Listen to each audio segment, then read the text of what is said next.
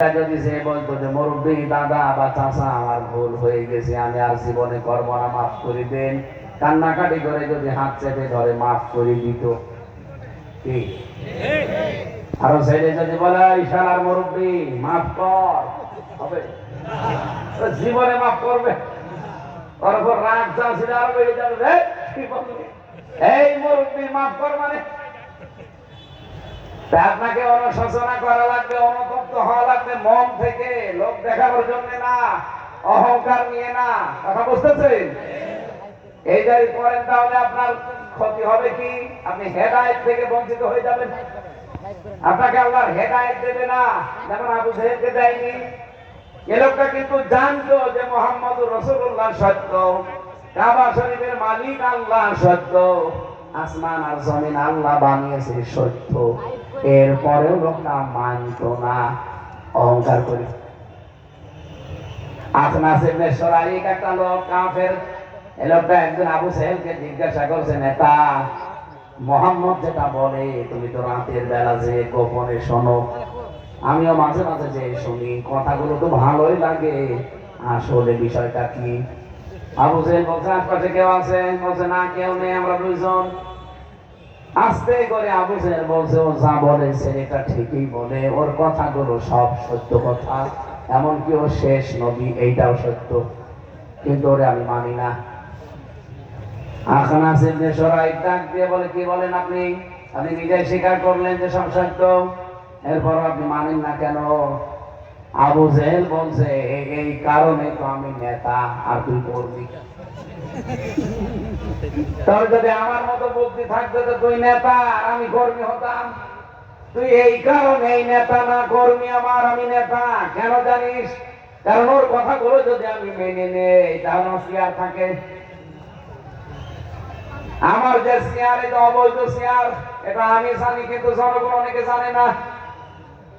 মানুষকে তো আমি বসতে দেই না, যে কোনো কায়দায় আমি বসে আছি। জনগণ যদি মুহাম্মদের কথা বুঝতে পারে, তাদের হক তাদের অধিকার যদি জেনে ফেলে, তারা আমার অবৈধ শেয়ার থাকবে না। এই জন্যই তো আমি এত বিরোধিতা করি। এই জন্য আল্লাহ তার সবচাইতে বড় হেদায়েত নামক নিয়ামত থেকে আবু জেহেলকে বঞ্চিত করে দিয়েছে। কথা বলে না কেন? আপনি দেখেন, ও বিশ্বাস করেছে আল্লাহ একজন আছেন তাও জানে, এমনকি কোরআনে কারিমে আল্লাহ পাক বলেন, ওয়ালা ইন সালতাহুম মান খালাকাস সামাওয়াতি ওয়াল আরদা লা ইয়াকুলুনাল্লাহ।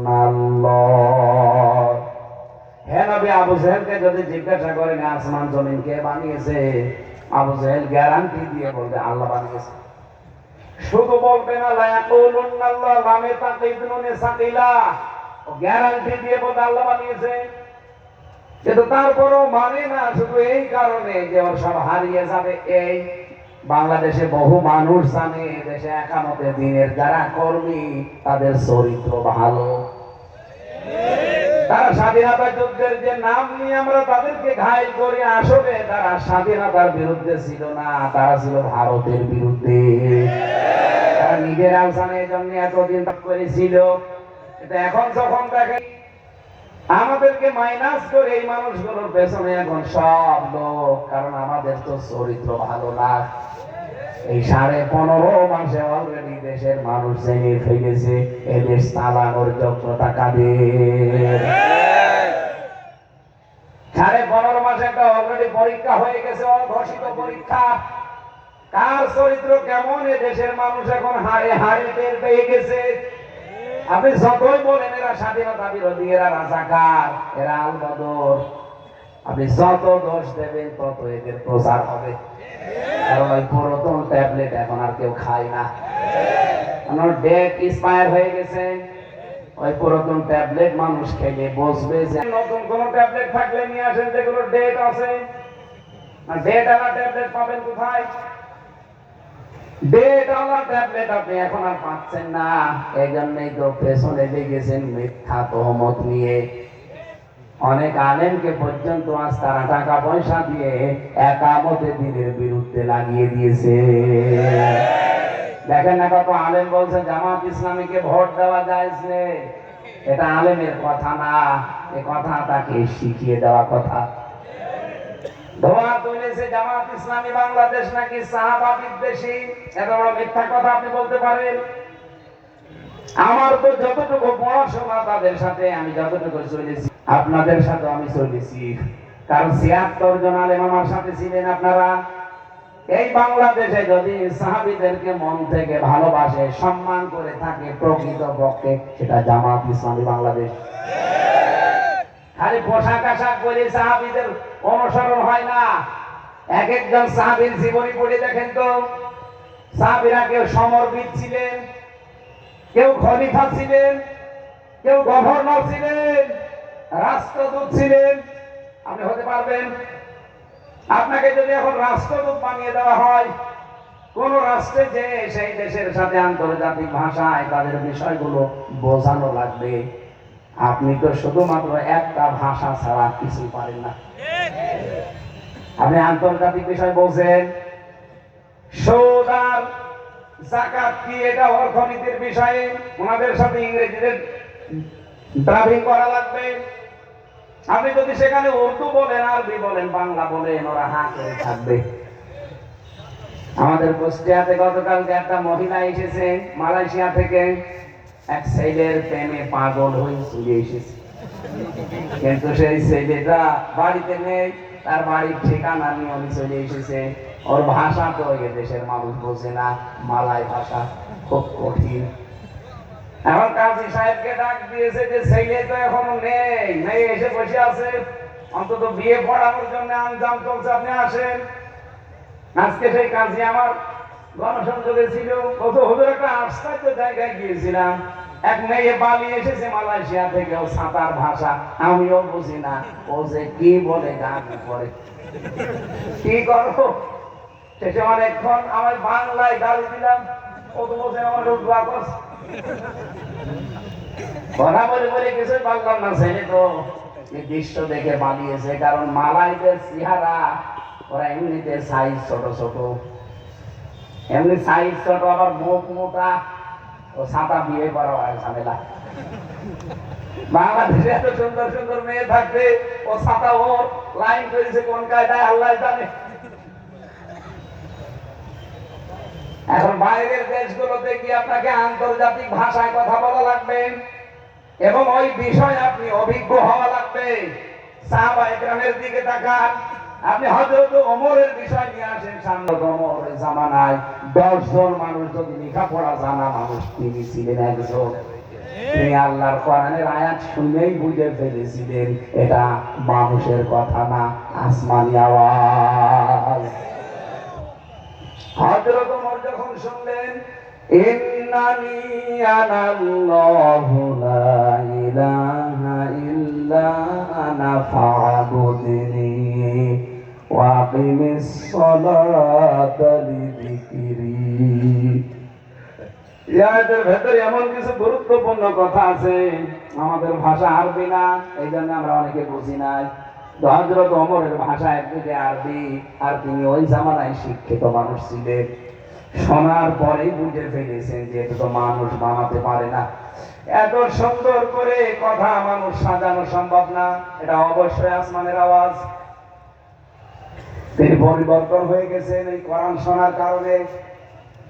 এখানে সাহাবায়ে কেরাম বিদ্বেষী এই মিথ্যা কথা তহমত এতদিন চালিয়েছেন।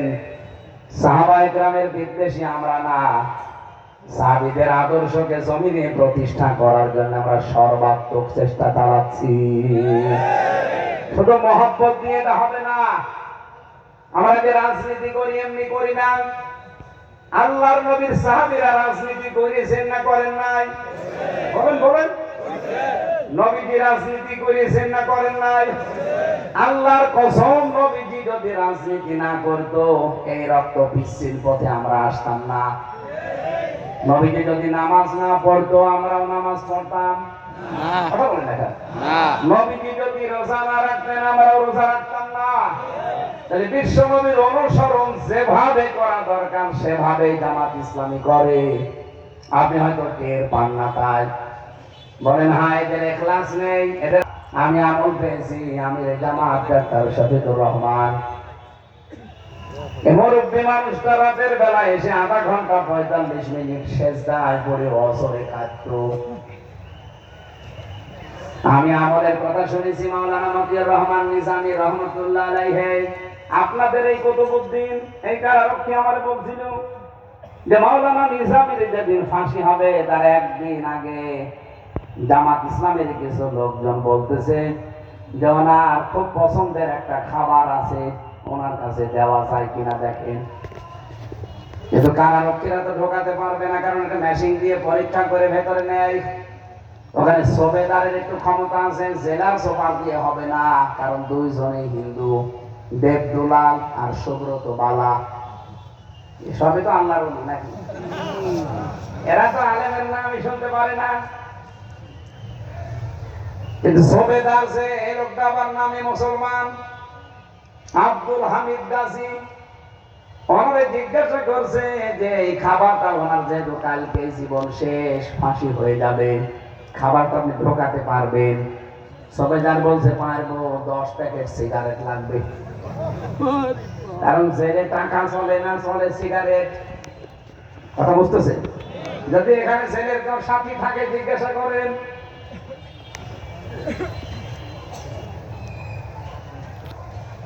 উনি বলছে এক কাজ করেন, 10 প্যাকেটই দেব, কিন্তু খাবারটা ওনার কাছে পৌঁছানো লাগবে, কারণ উনি ফাঁসির কন্ডেম ছেলে আছে, ওনার সাথে কেউ দেখাও করতে পারে না।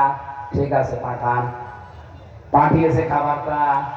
মাওলানা নিজামী রহমাতুল্লাহ আলাইহি খাবারটা সামনে পেয়ে উনি অনেক আনন্দ পেয়েছেন, খুশি হয়েছেন, কারণ পছন্দের খাবার।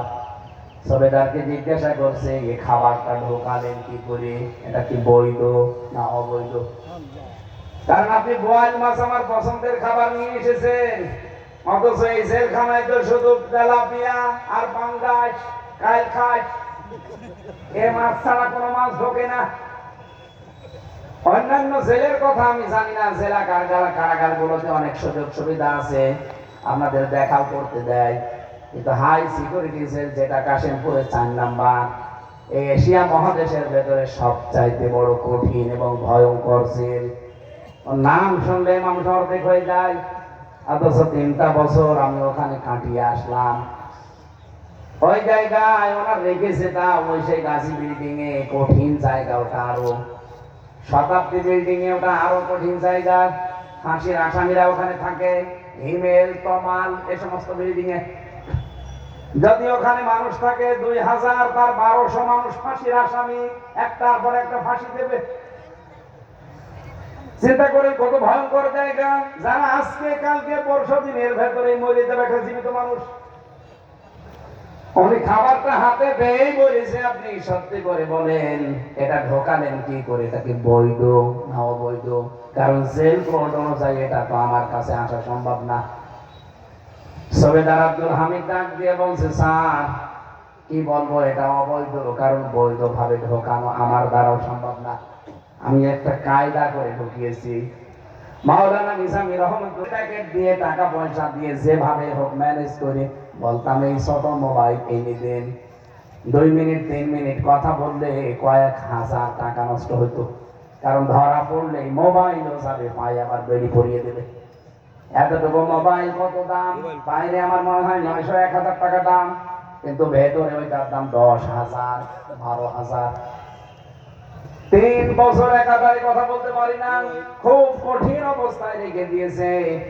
যদি একটু সুযোগ পেতাম ওদেরকে দিয়ে 2 মিনিট যদি একটু কথা বলতে পারি, মনে হচ্ছে আমি জান্নাতে আছি। আমার তো আর ইমান আর মাওলানা নিজামীর মতো না, আমি তো ছোট মানুষ। যে মুরব্বী মানুষ বড় বড় হুজুরদেরকেও দেখেছি, তারাও নিজামীর ধারে কাছে যেতে পারে নাই, তারা 100 ভাগের 1 ভাগ অর্জন করতে পারে নাই। এই জন্যই তো দুনিয়াদার হয়ে গেছে আজ। অথচ আমিরে জামাতকে আমি প্রথম দিনই আমার সাথে যেদিন দিয়েছে ওনারে বললাম স্যার আমি জীবনে আপনাকে দেখি নাই, আমি আজকে জেলে আপনাকে প্রথম দেখলাম, কারণ আপনিও আমাকে দেখেননি, কারণ আমি তো জামাত ইসলাম করতাম না, অ্যাক্টিভ ছিলাম না, আমি ভালোবাসতাম। তা আপনি যখন আসলেন আমি শুনেছি আপনার স্ত্রী নাকি অসুস্থ, কারণ পেপারে আসে মাঝে মাঝে। আপনার ছেলেও তো জেলে আছে, এই পাশের বিল্ডিং এ আছে। আপনার দলের লোক কত নুরুল ইসলামের মতো পালিয়ে বেড়াচ্ছে, জেলে আছে হাজার হাজার লক্ষ লক্ষ মামলা নিয়ে। তা আপনারে আমি এখানে কায়দা করে একটা মোবাইল এনে দেই 10 মিনিটের জন্য, টাকা খরচ হবে হোক, আপনি একটু কথা বলেন, বাইরে খোঁজ খবর নেন যে কি অবস্থা আছে আপনার দলীয় লোকজন, কর্মীরা, আপনার পরিবারের লোক। আমারে বলছে মাওলানা কার সাথে কথা বলবো, যাদেরকে বাইরে রেখে এসেছি আমার আল্লাহ সবাইকে দেখবে। এটা কথা বলতে যত সহজ লাগছে, বাস্তবতা অত সহজ না। আপনাকে 7 দিন এক ঘরে আমি আটক করে রাখি, কথাবার্তা বন্ধ করে দেখেন, আপনি অর্ধেক হয়ে যাবেন। এ বড় কঠিন একটা জায়গা জেলখানা। আজকে হাফেজ আবু সাঈদের মা, তার স্ত্রী, তার ভাই, সন্তানগুলো এসেছিল আমার সাথে দেখা করার জন্য। ছেলেটা এখনো পর্যন্ত ছেলে, একটা নিরীহ ছেলে, একদম জাহান্নামী মানুষকে কত আসলে জাহান্নামে যাবে। সেই নুরু পাগলা নাকি নাম, পরে শুনলাম নাকি কারা যেন পড়িয়েছে, সেই মামলায় এনে দিয়েছে। যারা নিজেদেরকে শিরিক এবং বেদাতের ভেতরে রাখে, যে মানুষগুলো পৃথিবীতে নবী পর্যন্ত দাবি করে, কালেমা পর্যন্ত আলাদা বানিয়েছে, তো তো জাহান্নামে এমনিতেও যাবে। আর জাহান্নামে আগুন ছাড়া কি আছে? ওরা তো এমনি আল্লাহ পোড়াবে। জনগণ আবেগে পড়ে তুলে পুড়িয়ে ফেলেছে, এদের দোষ। জেলখানা এখন শুনছে আবু সাঈদ খুব কষ্টে আছে, খালি কান্নাকাটি করে। আসলে কষ্টের জায়গা এটা, এই 4 দেওয়ালের মাঝে একটা আলাদা দুনিয়া, ওইটা ওখানে যোগাযোগ নেই। তারপরও তো জেলা কারাগার গুলো তো অনেক সহজ, এটা কেন্দ্রীয় কারাগার হলে ওরা টের পেত কষ্টকারী বলে। আমি আলেমদেরকে বলছি, আজ যারা বিভিন্ন জায়গা থেকে পরামর্শ পেয়ে জামাত ইসলামের বিরুদ্ধে একেবারে হাঁটু পানি জল পানি খেয়ে লেগেছেন, মাথায় কোমর বেঁধে, কিচ্ছু করতে পারবেন না। আপনি যত মিথ্যা কথা বলবেন, জামাত ইসলামী বাংলাদেশের প্রতি মানুষের অন্তর তত ঝুঁকবে। আমি তো খোঁজ খবর নিচ্ছি, আপনাদের ঈমান আমল, আপনাদের আকীদা, আপনাদের তাওয়াক্কুল ভরসা, এগুলো আমি কাছ থেকে দেখেছি। আপনি জীবনেও জামাত ইসলামের যারা ফাঁসির দড়ি গলায় নিয়ে জীবন দিল, তাদের ধারে কাছেও যেতে পারবেন না। এটা বুঝেছিল মাওলানা মামুনুল হক। উনি আমারে মাঝে মাঝে জেলে বলতো, হামজা বাইরে থেকে আমরা ফতোয়াবাজি করতাম, টুপি নিয়ে, জুব্বা নিয়ে, সিরা নিয়ে, আমিন নিয়ে। জামাত ইসলামী বাংলাদেশে যে কয়টা লিডার বিদায় নিল ফাঁসির দড়ির গলায় নিয়ে, ওরা যে কোন পর্যায়ের ইমানদার এটা বুঝে বলে বোঝানো যাবে না। এটাকে ওয়াজ করার বিষয়।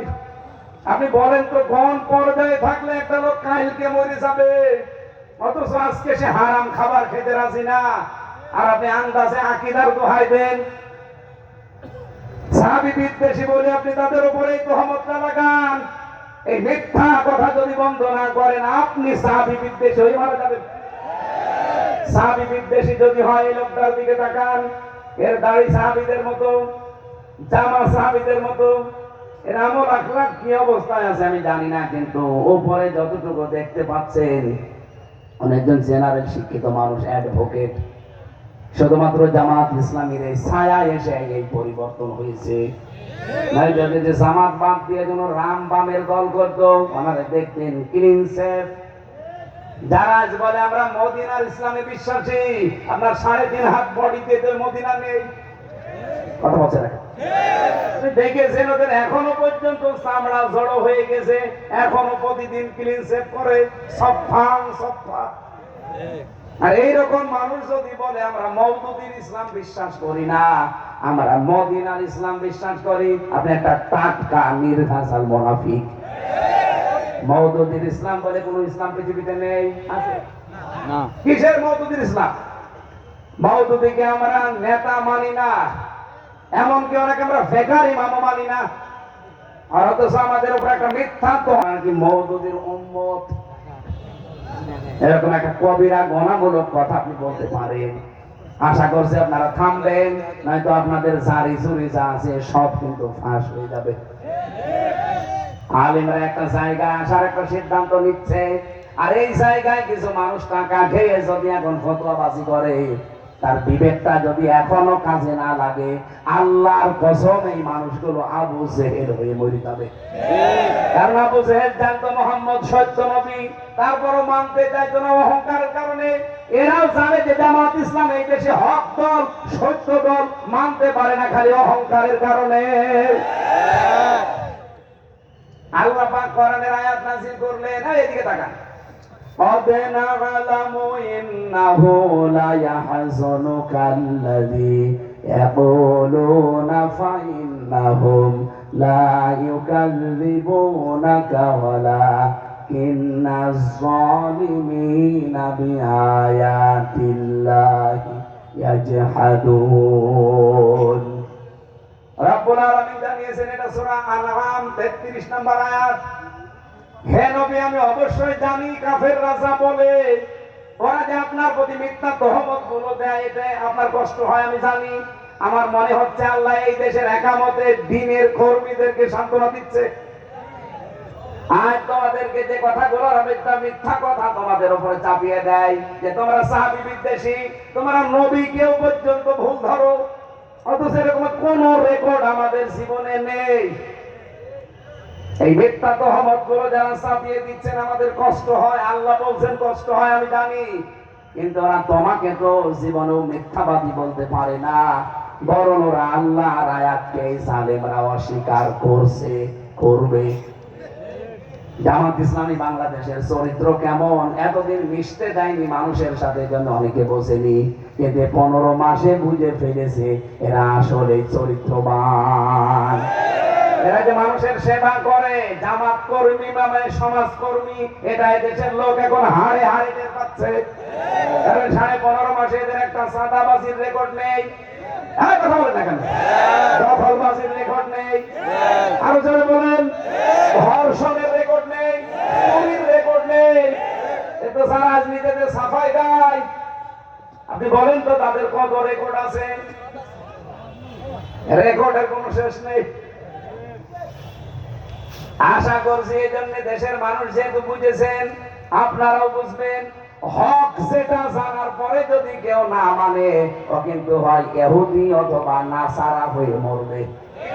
এই জন্য প্রতিদিন এই দোয়াটা আল্লাহর কাছে করা হয়, গায়রিল মাগদুবি আলাইহিম ওয়ালাদ-দাল্লিন, আমিন। এই কোথায় যাচ্ছেন? বসেন। প্রসাব পায়খানা বাদ দিয়ে যদি কেউ উঠে চান না, আমি কিন্তু একেবারে আসল কথা বলে দেব। রাজবাড়িবাসী প্রতিদিন 17 বার করে এই আয়াতটা আল্লাহকে বলা হচ্ছে, গায়রিল মাগদুবি আলাইহিম ওয়ালাদ-দাল্লিন। তুমি গজব নাযিল করো, তুমি লানত বর্ষণ করো ওই মানুষগুলোর উপরে যারা পথভ্রষ্ট। এখানে দুইটা জাতির নাম আছে, একটা ইহুদি আর একটা খ্রিস্টান। ইহুদি খ্রিস্টানরা জানতো যে বিশ্ব নবী, শেষ নবী, হক নবী, সত্য নবী, কিন্তু ওরা অহংকার করে, হিংসা করে মানতো না। কি কথা বলেন? ওদের তাওরাতে, ওদের ইনজিলে মুসা নবীর নাম যদি 10 বার থাকে, বিশ্ব নবীর নাম ছিল 1000 বার। ইনজিলে ঈসা নবীর নাম যদি থাকে 5 বার, বিশ্ব নবীর নাম ছিল 100 বার। ওরা ভাবতো যে কি, যার উপরে নাযিল হয় তার কথা মাত্র 5 বার, আর যে এখনো আসেই নাই তার কথা 500 বার। এ মানা যায় না। ওরা হিংসা করে, অহংকার করে মানতো না। এই জন্য ওদের উপরে প্রতিদিন কিয়ামত পর্যন্ত বরদোয়া চলতে আছে। এখান থেকে একটা শিক্ষা আল্লাহ দিতে চান, যে সত্যকে সত্য জানার পরে যারা হিংসা করে, অহংকার করে মানে না, তাদের উপরে লানত কার? আরো জোরে বলেন, তাদের উপরে গজব কার? প্রতিদিন আপনার মুখ দিয়ে আল্লাহ 17 বার বের করে নিচ্ছেন। সুতরাং আজ যে আলেম নামে জালেম গুলো একামতে দিনের বিরুদ্ধে ফতোয়াবাজি করছেন, মানুষগুলো এক জায়গায় হওয়ার চেষ্টায় আছে, সেখানে আপনি মন ভেঙে দিচ্ছেন। আল্লাহর কসম আপনি ওই ইহুদি খ্রিস্টান হয়ে মরবেন। বলেন, নিয়ে আসবেন কোন বাবারে নিয়ে আসবেন? নিয়ে আসেন, দেখি বল ধরুক। যারা সত্যকে সত্য জানার পরে হিংসা করে অহংকার করে মানে না, তোর মরণ হবে আবু জেহেলের মতো। না হয় ইহুদি মরবে, না ইহুদি নাসারা হয়ে মরবে, কারণ এইটাই নিয়ম। দলিল আরো বেশি বলছে এবার সূরা ইউনূস 100 নম্বর আয়াত 11 নম্বর পারা 19 নম্বর পৃষ্ঠা 4 নম্বর লাইনে আছে। রব্বুল আলামিন বলেন ওয়াজআলুর রিজসা আলাল্লাযীনা লা ইয়াকিলুন। এটা সূরা ইউনূসের 100 নম্বর আয়াতের শেষের দিকে আছে, প্রথমে খুঁজতে পাবেন না, শেষের দিকে আছে। যারা তাদের বিবেক অনুযায়ী কাজ করে না, তাদের কমন সেন্স, তাদের আকল জ্ঞান, আল্লাহ যেটা দিয়েছে এইটা অনুযায়ী যারা কাজ করেন না, আল্লাহ বলেন আমি ভুল সিদ্ধান্ত তাদের উপরে চাপিয়ে দেই। বলে নাউজুবিল্লাহ। এখানে আমাদের বিবেক যেন এখন থেকে কাজে লাগে, সেই সংক্রান্ত একটা আয়াত আমরা পড়েছি, সূরা হাদীদ আয়াত নাম্বার 20। আমরা কি শুরু করব না শেষ করে দেব? জবান খুলে কোরআনের আয়াতটা পড়েন। আউযু বিল্লাহি মিনাশ শাইতানির রাজিম। বিসমিল্লাহির রহমানির রহিম। ইয়ালামু আন্নামাল হায়াতুদ দুনিয়া লাইবুন ওয়া লাহবুন ওয়া যিনা ইলা আখির আয়াত। কোন সূরা জানো? হাদীদ। হাদীদ। বলেন বলেন। হাদীদ মানে লোহা। হাদীদ মানে লোহা তো নরম হয়। এই পৃথিবীতে আল্লাহ পাক লোহা বানান না, লোহা নাযিল করে। ওয়ানজালনাল হাদীদা ফীহি বাসুন শাদীদ। আল্লাহ বলেন লোহা আমি নাযিল করেছি। বৃষ্টি যেমন নাযিল হয়, লোহা তেমন। লোহা যেহেতু শক্ত একটা ধাতু, আল্লাহ এখান থেকে রূপকর্তে বোঝাতে চেয়েছেন পৃথিবীর জমিনে আমাকে যদি পূর্ণাঙ্গ ভাবে মানতে চাও, তোমাদেরও শক্ত হওয়া লাগবে। এখানে হাদীদ মানে রাষ্ট্রীয় ক্ষমতা। আমরা আজকে যে চেষ্টা চালাচ্ছি রাষ্ট্রীয় ক্ষমতাকে হাতে নেওয়ার জন্য, এমনি না। আমরা কোরআন পড়লে বুঝে শুনে পড়ি, আন্দাজে পড়ি না। আমরা দেখতে পাচ্ছি এই 54 বছর ইসলাম জায়গা মতো নেই, এই জন্য ইসলাম আমরা অনুরোধের জায়গায় জি হুজুর করি। এটা যদি আদেশের জায়গায় রাখতে পারতাম, এই রাজবাড়িতে যে 18 জন আলেম ছেলে আবু সাইদ সহ একটাও ছেলে থাকা লাগতো না। ইসলাম থাকা লাগবে যে অনুরোধের জায়গায়, না আদেশের। আদেশ। আরো জোরে আদেশ। এবার আমরা ইসলামকে আদেশের জায়গায় নিয়ে যাব। এতে আপনার কাছে যদি রাজনীতি মনে হয়, হ্যাঁ এটা আমার রাজনীতি, কারণ রাসূলুল্লাহ রাজনীতি করেছেন, এই জন্য উনি রাষ্ট্রপ্রধান। 10 বছর উনি কোরআন দিয়ে রাষ্ট্র চালিয়েছেন। একবার বলেন না কেন? বাংলাদেশে কেউ যদি রাজনীতি না করেন কোরআন দিয়ে, আমি একা হলেও করবো। কি কথা বলেন এটা? বলেন এই দেশে কেউ যদি নামাজ না পড়ে, সবাই বেনামাজি, আপনি নামাজ ছেড়ে দেবেন? কেন? কারণ বিধান কার? আরো জোরে সাল্লু কামা রাআইতুমুনি উসাল্লি। নবীজি বলেন নামাজ পড়ো ওইভাবে যেভাবে আমারে দেখো। সুতরাং বাংলাদেশে কেউ নামাজ পড়ে না, কিন্তু আমি বেনামাজি হব না, আমি নামাজ পড়ব। বাংলাদেশে কেউ রাজনীতি করে না কোরআন দিয়ে, না করুক, আমি করব, কারণ আমার বাঁচা লাগবে। আরো জোরে বলেন। কোরআন দিয়ে যারা রাজনীতি করেন না, আপনার প্রতিটি কথা, প্রতিটি স্লোগান, দেওয়ালের লেখন, এগুলো সব কিন্তু রেকর্ড হচ্ছে। বানিয়ে বলছি, সূরা কফের ভেতরে আছে। আপনি যা করেন, আপনি যে মিছিলে যে মানব রচিত বিধানের বিরুদ্ধে স্লোগান দেন, যে আমার ভাই, তোমার ভাই, অল্লোক ভাই, ভাল্লোক ভাই, এই কথাও লেখা হয়। কি লেখা হয় না? একটা কথা এমন মানুষ বলে না যেটা রেকর্ড হয় না, লেখা হয় না, সব লিখিত। সুতরাং আপনার বিবেকটা যেন আজকে থেকে কাজে লাগে। এমন কোন মানুষের পেছনে স্লোগানও দিতে পারবেন না যে লোকটা আল্লাহর আইন চাই না। এমন মানুষ দেশে নেই। আরো জোরে বলুন। যারা বলে আমরা শরীয়ত আইনে বিশ্বাস করি না, তাদের পেছনে স্লোগান দিলে ওই কথা লিখিত হবে, কিয়ামতের দিন এটা জবাব দেওয়া লাগবে। কিন্তু আমার স্লোগান হচ্ছে আল্লাহর আইন চাই, সৎ লোকের, আল্লাহর আইন চাই, সৎ লোকের। আমার এই স্লোগানটা ইবাদত, এটা বলে না। আমি আবার বলছি, বাংলাদেশে কেউ যদি রাজনীতি না করে আমি করব, কিন্তু আমার রাজনীতি মানব রচিত আইন দিয়ে না, আমি রাজনীতি করবে কোরআন দিয়ে করব। এই কোরআনের ভেতরে 918 জায়গায় রাজনীতি করা লাগবে কোরআন দিয়ে, কথা আমি পেয়েছি 918 জায়গায়।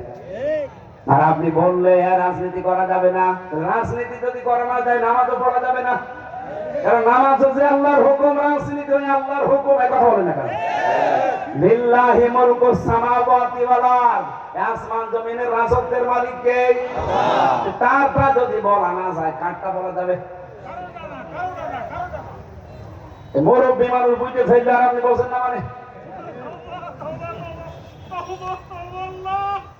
আশা করছে আপনার বিবেকের দরজায় ধাক্কা লাগবে। হাদিদ মানে লোহা, এমনিতে আল্লাহ লোহার নামে ছোড়া দেয়নি, শক্ত হওয়া লাগবে এখন থেকে। আমরা এতদিন ছিলাম শুধু সি হুজুর সি হুজুর, না, এটা আদেশের জায়গায় নিয়ে যান। এতদিন ধৈর্য ধারণ করেছি, এই বলে মক্কার জীবনে ছিলাম। একটা চড় যখন গালের উপরে দিয়েছে, বলতাম যে আমানুল্লাহ হাতে ব্যথা পেয়েছো, আর একটা দাও থাপ্পড়, আমার 32টা দাঁত আছে, সব কিনে করে দাও। সে সময় এখন আর নেই। এখন যা করবে পাল্টা জবাব দেওয়া লাগবে। এটার নাম হাদিদ। আল্লাহু আকবার, আল্লাহু আকবার, ঘরে ঘরে জালো, ঘরে ঘরে জালো, আল্লাহু আকবার। ঠিক আছে, একটু কথা। আল্লাহু আকবার।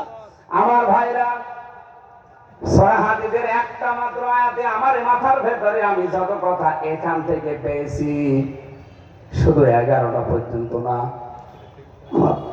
মনে হয় আমার জীবন যতদিন আছে আয়াতের উপরে সারা জীবন কথা বলা যাবে। এত কথা আল্লাহ দিয়েছেন। আল্লাহ দিয়েছেন ইয়ালামু শব্দটা আইন লাম মিম ইলম, তার মানে জ্ঞানের ভিত্তিটার কথা আল্লাহ আদেশ দিয়েছেন। এমনিতে জানলে হবে না, জ্ঞানের ভিত্তিতে তোমাদেরকে জানা লাগবে। শুধু হামজাকে, নুরুল ইসলামকে না, সবাইকে ইয়ালামু, বহু বছর এখানে নারী পুরুষ যারা আছেন সবাই জন্য আল্লাহর আদেশ। আল্লাহ বলেন সবাই জেনে রাখো, জ্ঞানের ভিত্তিতে। কি জেনে রাখবা?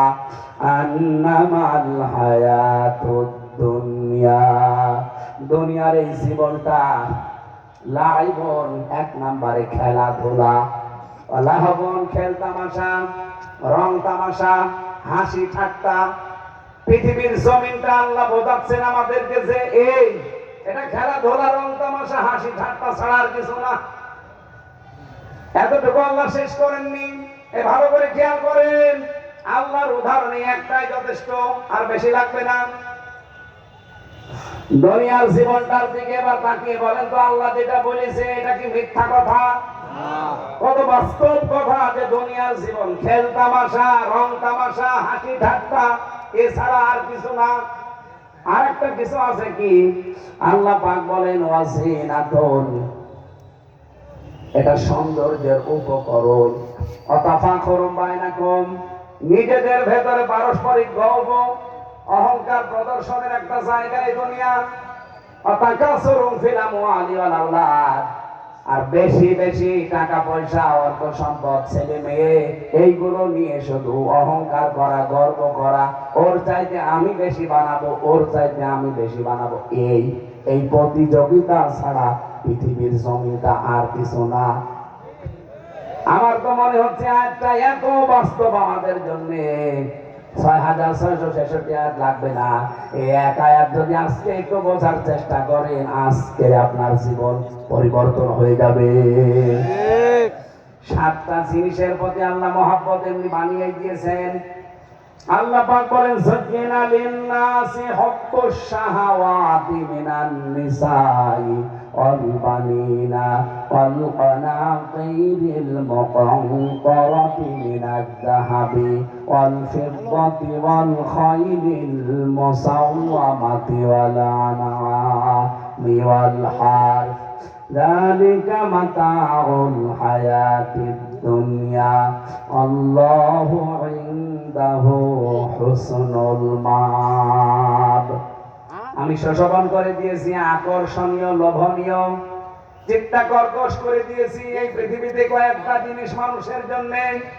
এক নম্বরে তার স্ত্রী, এরপরে সন্তানাদি, এরপরে আল্লাহ দিয়েছেন পঞ্চবিধ সোনা, পঞ্চবিধ রূপা, এরপরে খায়েল মানে ঘোড়া, যানবাহন যেটা বলা হয়, অলানামি গবাদি পশু, ওয়ালহাস শস্য ক্ষেত, জমি জায়গা, ইন্ডাস্ট্রি, যালিকা মাতাউল হায়াতিদ দুনিয়া, এগুলো সব দুনিয়ার সম্পদ। আল্লাহু ইনদাহু হুসনুল মাব, আমি আল্লাহর কাছে আছে এর চাইতেও উত্তম জিনিস। পৃথিবীতে যে কয়টা জিনিসের প্রতি মানুষের ভালোবাসা, মহাব্বত, আকর্ষণ আল্লাহ বানিয়ে দিয়েছেন, তার ভেতরে এক নাম্বার কার নাম? আরো জোরে বলেন, সবাই বলেন। এই জায়গাটা খুব সেনসিটিভ। এই স্ত্রীর কারণে আজ লক্ষ হাজার হাজার মানুষের আমরা জাহান্নামী হয়ে যাচ্ছে। অথচ দুনিয়ার জীবনটা কি আমার আল্লাহ আগে উদাহরণে বললেন, কেমন জানো এটা? কামাসালি গায়সিন আজাবাল কুফার নাবাতুহু।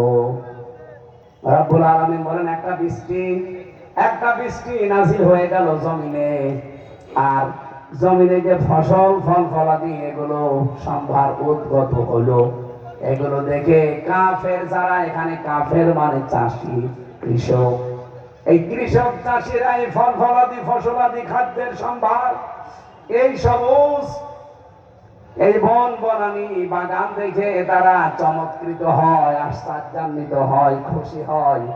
এগুলো দেখে তাদের খুব ভালো লাগে, কিন্তু কি হয় জানো? হে নবী, আপনি দেখতে পান ওগুলো কিন্তু 8-10 দিনের ভেতরে শুকিয়ে যায়, মুসফাররানের পরে হলুদ বর্ণ হয়ে যায়, এরপর ওটা খড়কুটা হয়ে যায়। দুনিয়ার জীবনটা আল্লাহ কি করে সাজিয়েছেন দেখেন। সেই 33 বছর আগের হামজা, এরপরে 5 বছর, এরপরে 8 বছর, এরপরে 15 বছর, এরপরে 20 বছর, এরপরে 30 বছর, এরপরে এখন 33 বছর।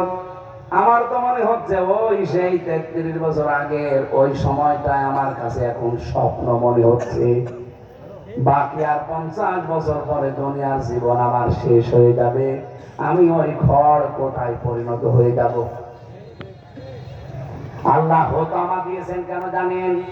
তাফসীরে এই শব্দটা পড়তে গিয়ে আমি আশ্চর্য হয়ে গেছি। আল্লাহ বলেন দুনিয়ায় খড় কোটা হয়ে যাবে, এই যে ফসলাদি ফল ফলাদি শুকিয়ে হলুদ বর্ণ হওয়ার পর। খড় কোটার নাম দিলেন কেন? কত জিনিসের নাম আছে। খড় কোটার নাম এই জন্য দিয়েছেন কারণ হোতামা নামে যে জাহান্নামটা আছে এটা একটু মারাত্মক। খড় কোটায় দেখবেন একদিকে আগুন দিয়ে দিলে সঙ্গে সঙ্গে আর এক মাথায় আগুন চলে যায়, দেখেছেন? আপনি খড়ের মাথায় আগুন লাগিয়ে দেন, আর এক মাথায় আগুন যেতে 2 বছর লাগবে, কয়দিন? 1 সেকেন্ডের ভেতরে চলে যাবে। আল্লাহ বলেন জাহান্নামে হোতামাটা এমন, ওখানে যদি কেউ চায় সেখানেই তার আগুন লাগবে, সঙ্গে সঙ্গে কলিজা পুড়ে যাবে। আমাদরাকা মাল হুতামা নারুল্লাহিল মুকাদা আল্লাতী তাত্তালিউ আলাল আফইদা। হে নবী, আপনি কি জানেন হোতামা কি? এটা আল্লাহর জ্বালানো আগুন। এখানে কেউ প্রবেশ করলে সঙ্গে সঙ্গে কলিজা পুড়ে যাবে। আর আজ বাড়িবাসী কি কারণে আল্লাহ হোতামা দিয়েছেন বুঝতে পেরেছেন? তার মানে আপনি খড় কোটার মতো জাহান্নামে শুধু যেতে দেরি। খড়ের মাথায় আগুন লাগলে আর এক মাথায় যেমন সেকেন্ডে চলে যায়, আপনার শরীরে যেখানে আগুন লাগবে আগে কলিজায় পৌঁছিয়ে যাবে। দুনিয়ার জীবনই শেষ, সব কাট হয়ে যাবে আপনার সাথে। পৃথিবীতে মাত্র একটা মানুষের সাথে সম্পর্ক আর কোনো দিন আপনি ফেরত পাবেন না। এদিকে তাকান। আজ এই মহব্বতের স্ত্রীর কারণে বাবা মার সাথে সম্পর্ক অনেকের খারাপ। এই মহব্বতের স্ত্রীর কারণে বোনের সাথে সম্পর্ক অনেকের খারাপ। এই মহব্বতের স্ত্রীর কারণে অনেকে তার ভাইয়ের সাথে সম্পর্ক খারাপ। এই রাজবাড়িতে নেই? আরো জোরে বলেন। মা বোন যারা এসেছেন শুধু নামাজ পড়েন আর কালো বোরকা পড়েন, মনে করছেন আমি আল্লাহর ওলি হয়ে গেছি না। স্বামীর সংসারে আপনি যে অবস্থা করেন, আপনার কারণে আপনার স্বামী আজ হার্টের রোগী। কথা বলেন না কেন? কারণ সে জানে আমার ভাইয়ের সাথে সম্পর্ক আমার কি, আমার মা বাবার সাথে আমার কি, আমার বোনটা আমার সাথে কি আচরণ পাবে। শুধু আপনার কারণে আমরা অনেকে করতে পারি না। আপনি শুধু আছেন নিজের আখের গোছানোর ধান্দায়। এরকম বউ দেখেছে? খালি নিজের আখের গোছানোর ধান্দায় থাকে। অথচ এই স্বামীটা যে তার বোনের হক আদায় করবে, তার মা বাবার হক আদায় করবে, তার চাচা চাচির হক আদায় করবে, তার ফুফু খালার হক আদায় করবে, এর জন্য পারে না। আমি কি বেশি বললাম না? ঠিক আছে।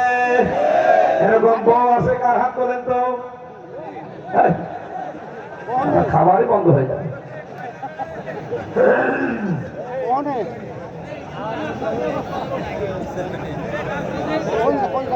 রাজবাড়িবাসী এদিক তাকান। আল্লাহ কি সুন্দর উদাহরণ মিলিয়েছেন দেখেন। একটা মাত্র মানুষের সাথে আপনার আর কোনো দিন দেখা হবে না। বাকি দুনিয়ায় যারা আছে মা বাবা, ভালো করে শুনবেন, মা বাবা, স্ত্রী, সন্তান, ভাই, ফুফু, চাচা, যত রকমের আত্মীয় স্বজন আছে, দাদা দাদি, নানা নানি, কিয়ামতের দিন আপনি আবার সবার সাথে দেখা হবে। শুধু একটা মানুষের সাথে এই দুনিয়াতে চোখ বন্ধ হওয়ার পরে আপনার শেষ। আর কোনো দিন তার সাথে দেখা হবে না। কে? বোন। বোন।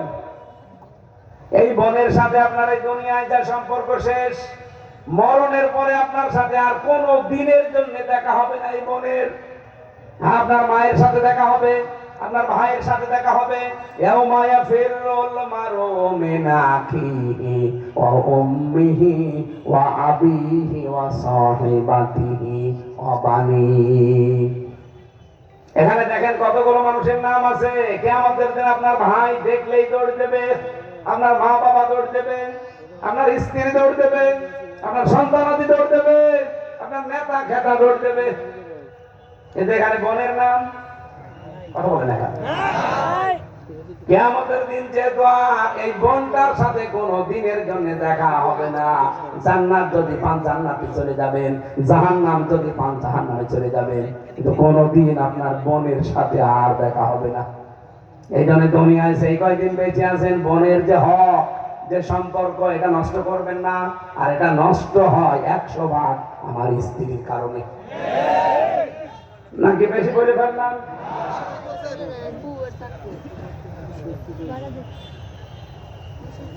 আজ অনেক মানুষ বলে স্ত্রীর কথা মতো চলতে গিয়ে মাঠের জমি বোনকে দেয়, কিন্তু বাড়ির জমি দিতে চায় না বলে এইটাও দেওয়া লাগবে। এটা দেওয়া লাগবে মানে তোমার বাবা জন্ম দিয়েছে আর ওইটাকে ডাউনলোড করে নিয়ে এসেছি, ওটা বাবার জন্ম দেওয়া না? এই কথা বলে দেখা। সাহাবায়ে কেরামের জীবনী পড়েছি, তারা তো মাঠের জমি বাড়ির জমি দিত, এমনকি যে খাবার খাওয়ার গ্লাস, পানি খায়, এই গ্লাস পর্যন্ত ভাগ করে দিয়ে দিত। আর আপনি শুধু মাঠের জমিটাও 9-6 করে এদিক ওদিক করে দিয়েছেন, আর বাড়িটা তো দিতেই চাই না, আবার বলে দেওয়া লাগবে।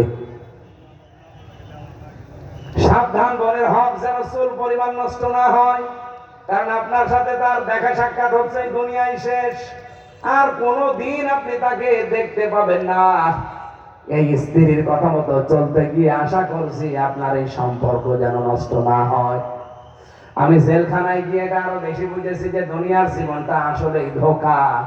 স্ত্রী বলেন, মা বাবা বলেন, সন্তান বলেন, যাই বলেন না কেন, পুরাটাই ধোঁকাবাজি। কেউ আপনাকে বিনা স্বার্থে ভালোবাসে না, সবাই আছে স্বার্থের পেছনে।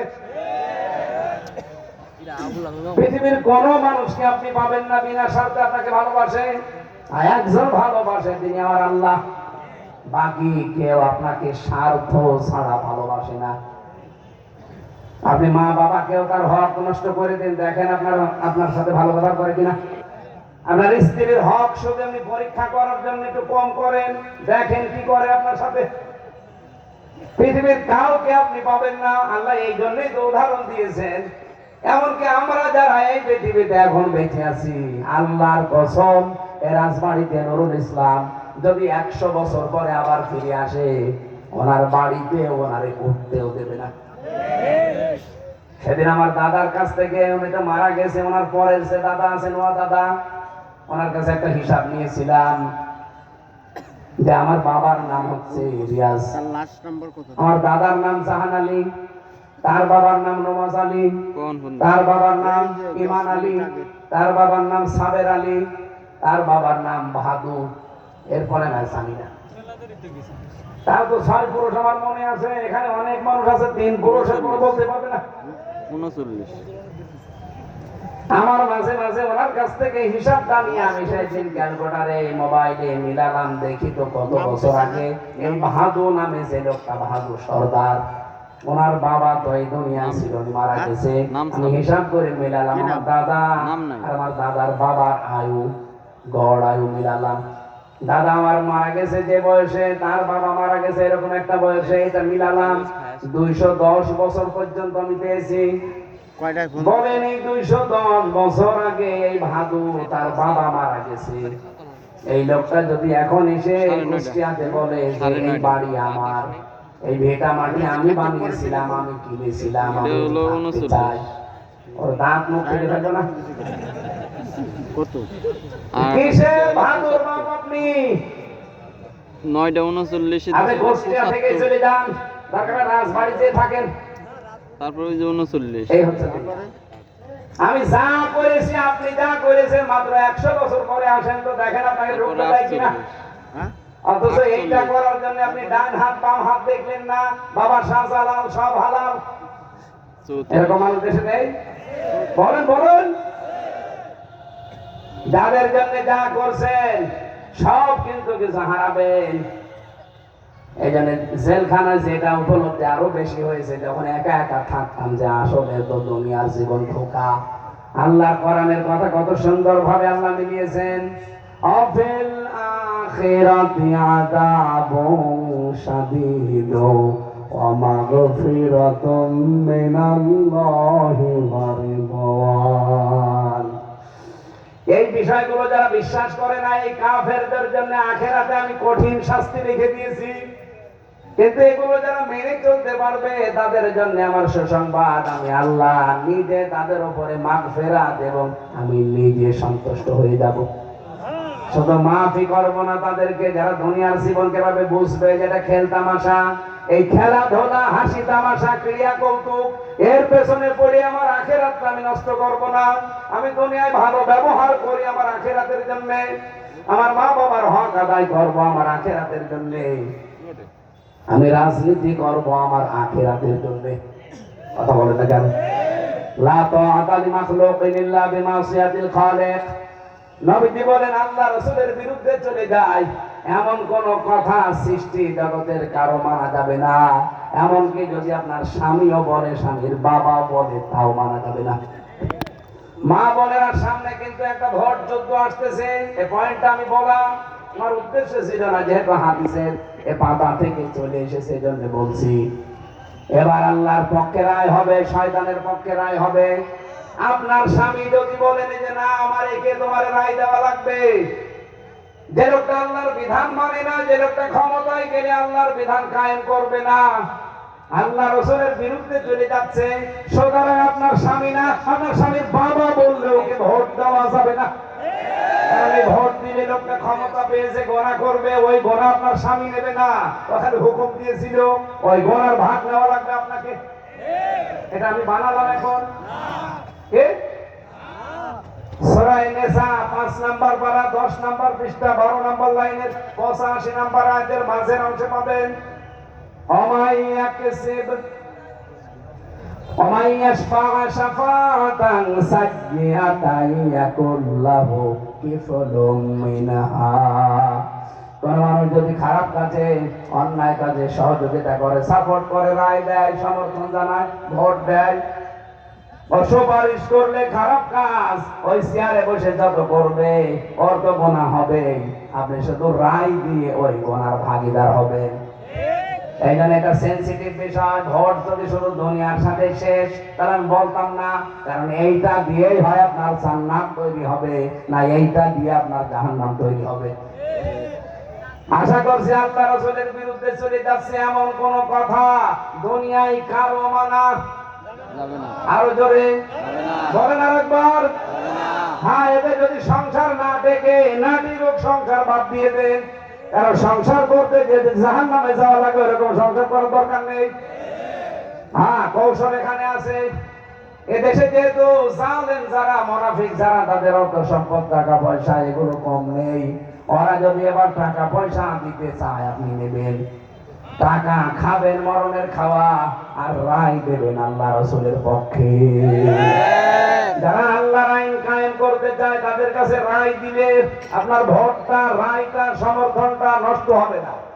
ও যদি আল্লাহর আইন কায়েম করতে নাও পারে, আপনি একটা ভালো জায়গায় রায় দিয়েছিলেন, আপনার জন্য দুইটা সুসংবাদ আছে, অফিল আখিরাতি আযাবুন শাদীদ না ওয়া মাগফিরাতুম মিনাল্লাহি ওয়া রিদওয়ান। এক নম্বরে আল্লাহ আপনাকে ক্ষমা করে দেবে, দুই নম্বরে আল্লাহ সন্তুষ্ট হয়ে যাবে।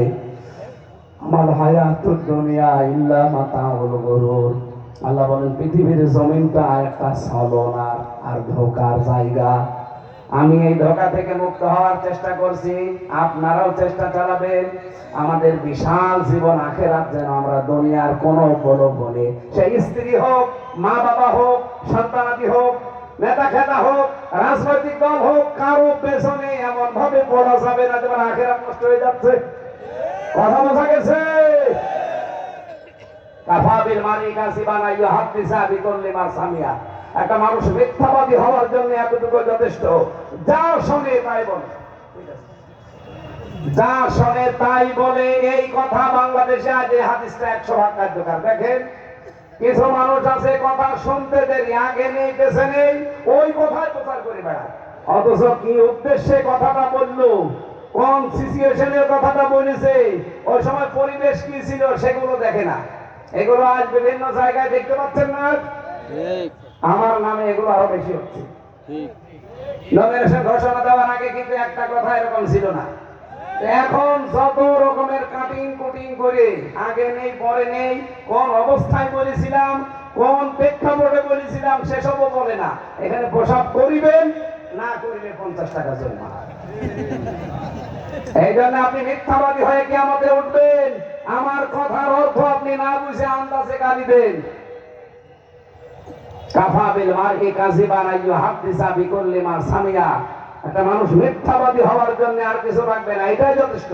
যা শোনে তাই বলে। আমরা এরকম করবো আগে হইতে? বিশ্লেষণ করবেন, সত্য মিথ্যা যাচাই করে তারপরে কথাটা বলে, নয়তো আপনার দ্বারা যে ক্ষতি হয়ে গেল লোকটার উঠে আসবে। এই যে ইসকন, এরা বহু মেয়ে লোককে অলরেডি সাজিয়েছে, যুবতী মেয়েদেরকে। এই দেশের আলেমদের থেকে মানুষেরা যেন মুখ ফিরিয়ে নেয়, সেজন্য এই মেয়েদেরকে তারা বহু টাকা পয়সা দিয়ে অলরেডি পেছনে লেলিয়ে দিয়েছে। বিভিন্ন আলেমের যারা একটু নাম করা হয়ে গেছে তাদের পেছনে লাগিয়ে দিয়েছে, তাদের নিয়ে এখন ভিডিও বানাবে, এআই দিয়ে তৈরি করে এমন এমন ভিডিও কাটিং ছাড়বে, মানুষ যেন আলেমদের থেকে মুখ ফিরিয়ে নেয়। আমির জামাতের সাথে একটা উলঙ্গ মহিলাকে চুমা দেওয়াচ্ছে, এটা শয়তান বিশ্বাস করবে? বলেন। আর আমারে তো কত মহিলার সাথে লাগিয়ে দিয়েছে, উলঙ্গ অর্ধ উলঙ্গ মহিলা নিয়ে এসে কত রকমের চুমা খাওয়াচ্ছে। এগুলো এই ইসকন যারা আছে, টাকা পয়সা মেয়েদেরকে দিয়ে। আজকে একটা ভিডিও ভাইরাল হয়েছে, এক নাম করা বক্তা আলেম, তার এই মহিলা উল্টা পাল্টা, ওই মহিলার বয়স 18 বছর, ওই বক্তার বয়স প্রায় 38 বছর, ওর মেয়ের বয়সই না। কিন্তু ওই মহিলা আজকে একেবারে জনসম্মুখে মিডিয়ার সামনে স্বীকার করছে যে আমি ওকে চিনি না, ওনার আমি নামও শুনি না, কিন্তু ওনারে দিয়ে আমি কাজ করেছি ভাইরাল হওয়ার জন্য। আমার পেছনে একটা শক্তি আছে, আমার মতো বহু মহিলাকে তারা টার্গেট করে আলেমদের থেকে মানুষ যেন মুখ ফিরিয়ে নেয়, এই কাজ তারা করছে। আমি ওনার নামে এরকম আমার সাথে ছিল 6 মাস একাধারে অমুক হোটেলে অমুক ঘরে এগুলো বানিয়ে বানিয়ে ওনার নামে তহমত দিয়েছে। আপনি তো তহমত দিয়ে এখন বলছে আমারে মাফ করে দে, আপনারা তো মাফ করে দিলাম, কিন্তু ওনার সংসার, ওনার বউ ওনারে ভুল বুঝেছে। ওনার 3টা ছেলে মেয়ে আর বাপ বলে ডাকে না। ওনার যে মর্যাদা ছিল আছে না মিশে গেছে? কত মানুষ এখন আলেমদের প্রতি খারাপ ধারণা করছে শুধু এই মেয়েলি বিষয়ের কারণে। এই কথা বলে না কেন? এখানে সন্ধ্যায় প্রচার করবেন যাচাই বাছাই না করে, এটা বন্ধ করা দরকার। কি উদ্দেশ্যে লোকটা বলেছে, কোন সিচুয়েশনে কথা বলছে সেটা আগে লক্ষ্য করে। আমরা নাকি খাদিজা রাদিয়াল্লাহু তাআলা আনহাকে অসম্মান করেছি। আরে ভাই, আমার মনের ব্যাপার তো আল্লাহ জানে না, জানে না? আপনার চাইতে খাদিজা রাদিয়াল্লাহু তাআলা আনহার প্রতি মহব্বত আমার কম নেই, আপনার চাইতে রাসূলের প্রতি মহব্বত আমার কম নেই। নবীজির জন্যই তো আমি 3 বছর ছেলে খাটলাম তার আদর্শ মানতে গিয়ে। যদি ওই দিনই বলতাম যে ওগুলো আমি কিচ্ছু মানি না, আমি আছি বাবার দলে, ছেলে না, এই রাজবাড়ি রাস্তার মোড়ে আমার থামিয়েছিল কুষ্টিয়া থেকে নেওয়ার সময় এই গোল চত্বরে। ওই দোকানদার এখনো পর্যন্ত সাক্ষী আছে। এই গোল চত্বরে এসে রাত তখন বাজে প্রায় 11:30। কুষ্টিয়া থেকে নিয়ে এখানে এসে ওরা খাবার খাচ্ছিল, গাড়ির ভেতরে আমি আর শুধু ড্রাইভার, ওরা 8-10 জন গাড়ির ভেতরে। ওখানে এএসপি ছিল 1 জন, এসআই ছিল 4-5 জন, কনস্টেবল ছিল 4-5 জন, আর ওই ড্রাইভার আমার একেবারে পাকি পড়ানো করে পড়াচ্ছিল যে যা যা বলছি এগুলো একটু স্বীকার করেন, এক্ষুনি আপনাকে ছেড়ে বাড়িতে দিয়ে আসবে। 2 দিন যদি স্বীকার করতাম আর ওদের কথা মতো মেনে নিতাম, 3 বছর না 3 দিনও আমার ছেলে থাকা লাগতো না। যে রাসূলের পথে চলতে গিয়ে 3 বছর ফাঁসির কন্ডেম সেলের ভেতরে থেকে আসলাম, আর তারা এখন আমাদের রাসূলের বিরুদ্ধে অবস্থানকারী এই কথা বানায়। বলে হ্যাঁ উনি জেল খেটে ওনারই খালি কষ্ট হয়েছে, আর কেউ জেল খাটেনি। আরে ভাই, সবার জেল এক না। আমার আয়না ঘরে নিয়েছিল, আমার ফাঁসির কন্ডেম সেলের ভেতরে 1 দিন 2 দিন 5 দিন 3 বছর একাধারে গেছে। 10 দিন রিমান্ডে এমন কোন শাস্তি নেই দেয়নি, বাকি তো বলাই যায় না। পেছনের অবস্থা এমন করেছে শুধু ম্যাডাম ছাড়া কাউকে দেখানো যায় না। আপনি তো রিমান্ড সেল আয়না ঘর কিছুই বোঝেন না, খালি খান আর মুরগির মোটা মোটা হচ্ছে, পোল্ট্রি মুরগির মতো। 2 দিন যদি রিমান্ডে বাড়ি পড়তো না পেছনে, তখন আপনি টের পেতেন যে বাবার নাম কি মানলাম, তখন উল্টা পাল্টা কথা আপনার মুখ দিয়ে আসতো না। এখানে এই মেয়েদেরকে সাজিয়ে গুছিয়ে কিন্তু ইসলাম ব্যবহার করছে। এখানে সতর্ক থাকা লাগবে আমাদের। আন্দাজে কোনো কথা শুনেই বিশ্বাস করা যাবে না। মা বোন যারা এসেছেন, আপনার আসল ইবাদতই হচ্ছে পরিবারে। আপনার আসল ইবাদতটা পরিবারে। পরিবারে অনেকে আপনাকে দেখতে পারে না। এমন মহিলা পাওয়া যায় বলে আমার এলাকায় সবাই ভালো বলে, শুধু খোকার বাপ আমারে দেখতে পারে না। তোর এলাকায় সবাই ভালো বলার দরকার কি? তোরে তো ভালো বলা লাগবে খোকার বাপ। কথা বলেন না কেন?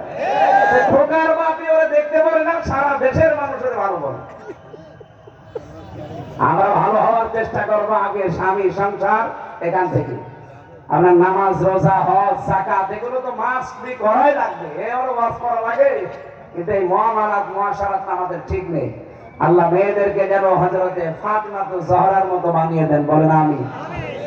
জেলখানায় থেকে বের হয়ে ওখান থেকে ভেতরে থাকতে এই বইটা লিখেছিলাম, এই যে পারিবারিক জীবনে দাম্পত্য কলহ আর এর সমাধান কি করে করা লাগে, এটা মেয়েদের জন্য আপনারা নিয়েছেন। আর এই বইটা লিখেছিলাম শতাব্দীর শ্রেষ্ঠ রাহবার, শতাব্দীর শ্রেষ্ঠ রাহবার আল্লামা সাঈদী রহমাতুল্লাহ আলাইহি।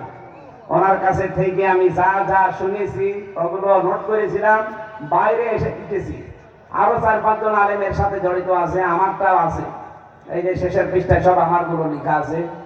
আপনারা সাঈদী সম্পর্কে যত কিছু তথ্য 3 খণ্ডে বইটা আছে, কেবল 1 খণ্ড এসেছে। যদি লেখাপড়া করে ওনার জীবনী থেকে কিছু নিতে চান, যারা তাকে ভালোবাসেন তারা নিয়েছে, রেখে দিন, বইটা কাজে লাগবে। শতাব্দীর শ্রেষ্ঠ রাহবার আল্লামা সাঈদী রহমাতুল্লাহ আলাইহি। ওই যে গাড়ি দেখা যাচ্ছে ওখানে আছে, আর এই যে স্টেজে কয়েকটা আছে 50টার মতো, এখান থেকে নিয়েছেন। আল্লাহ আমাদেরকে মেনে চলার তৌফিক দিন, আল্লাহুম্মা আমিন।